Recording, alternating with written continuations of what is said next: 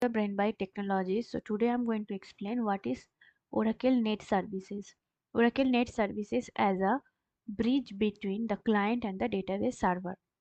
How it works: a client send a connection request, a connection string or TNS alias. The request reaches the Oracle listener, which is actually listening the port on 1521.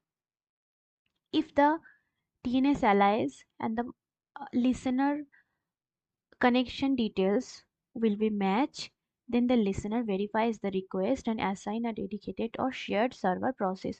We already discussed what is dedicated or shared server process. Once the connection is established, the client communicates directly with the server process.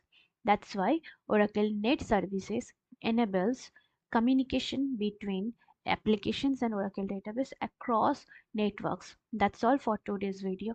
If you're watching our video, please do subscribe, like and comment for more updates.